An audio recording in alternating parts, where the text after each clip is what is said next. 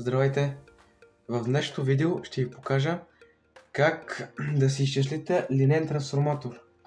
Това видео го правя за хората, които не са наясно с тези неща.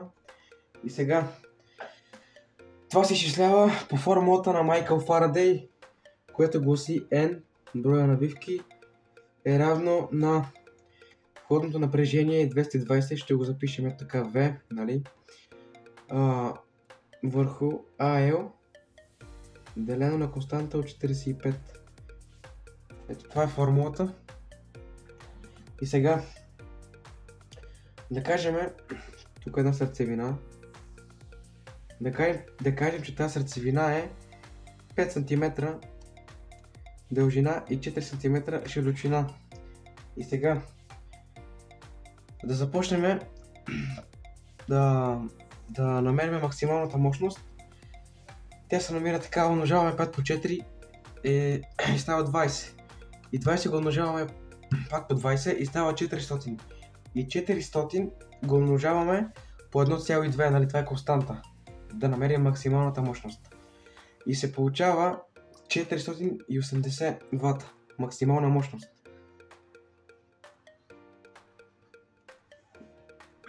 И забравих да кажа, нали, сърцевината, това е нещо, което, нали, се правят около нея намотките.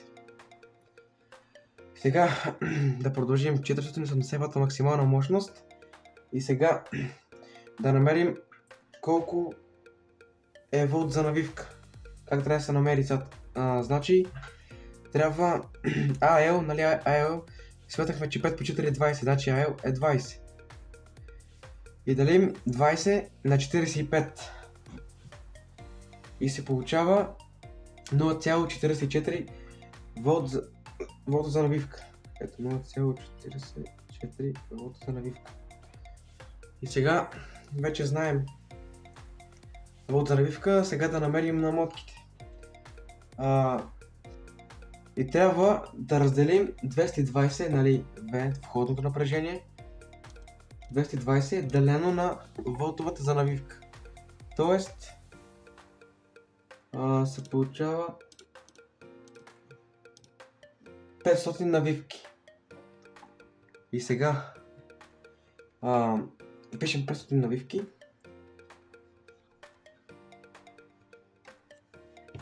И винаги се добавя плюс 3 навивки за най-сигурност. т.е. 503. Пишем 503 навивки. Ето, сега да намерим тока. Тока се намира като разделим ватовете на входното напрежение. Винаги се почва първо от ватовете. Тоест 480 делено на 220. И се получава 2,2 ампера. Ето 2 ампера. И сега да намерим сечението. Това принцип се прави по таблица, но аз ще ви кажа, че щом за 3 ампера се използва 0,6 мм проводник, за нашата ни трябва 0,8. Пишем 0,8 мм. Тук да си го градим, нали? Да се ориентираме по-лесно. И сега, това беше за първичната намотка, сега почваме вторичната. Сега прехвърляме си волтовете за навивка 0,44 волта. И да кажем сега искаме да захранваме примерно един усилвател. Да го кажем 70 волта.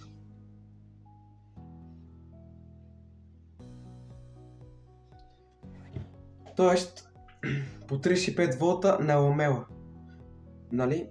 Това, което ви го казах преди за трансформатора, че има две ламели.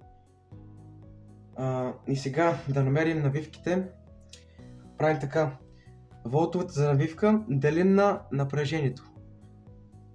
Тоест 70 делено на 0,44 и става 159 навивки. Трябва да го закръглим на 160. и добавяме плюс 3 навивки, т.е. 163 навивки. 163 навивки. Сега да намерим тока за вторична мотка. И тока се намира така. Пак ватовете на волтовете. Делим. Тоест, както ви казах, първо се почва от ватовете.